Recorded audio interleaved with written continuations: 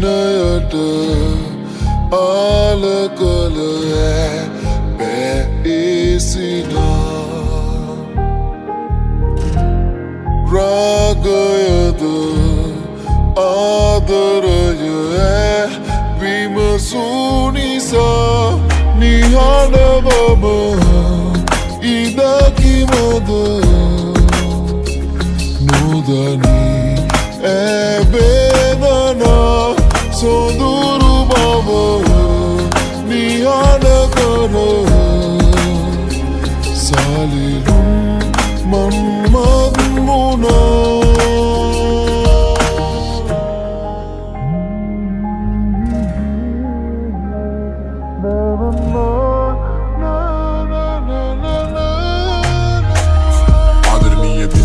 ආදරණීය දිනපොත ඇය එසෙලියා තිබුණා අලුත් දවසක් පටන් ගන්නකොට අතීතෙ වෙත පිටු පෙරලගෙන යනකොට වැටහුණා එහි දිනක්වත් නෑ අතපසු කොට අවසාන දින දෙකෙහි තිබෙන සටහනම් දරාගන්න බැරි තරම් හද කරයි කම්පා වැළලිය යුතුය ඇසතෙන තැන් පලලන මිතිරිය ඇලියා තිබු ලෙසින්ම පවසන මෙසේ ආදරණීය දිනපොත අද තමයි පිරෙන්නේ මට වයස 18ක් අම්මා නැති නිසා තාත්තා ගැන මල්ලි ගැන දැනට මතිත ඇතුළේ පිරිලා මහ බරක් හිත හදාගෙන කාමරෙට වෙලම ඉන්නවා මං අද ගැන කාටවත් නෑ මතකවත් හැමදාම තියෙන සාදෙට අදත් සූදානම් තාත්තා මිතුරන්වත් වට කරන් මගේ කනටත් නිවනක් නෑ තාත්තා ඉල්ලන වෙලාවට කට ගැස්මක් හදනකන් අනේ මන්දා තාත්තගේ සමහර යාළුවෝ මන්දිය අමුතු විදියකට බලනවා නංගි තව සැර දාන්නකෝ මනං අස සැරටම කියලා තද එකේ කිව්වා කන ගමන්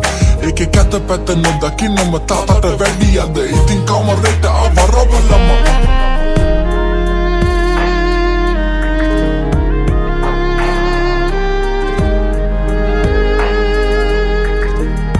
සොඳුරු බව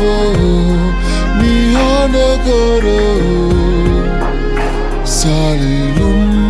මන්මත් මුණා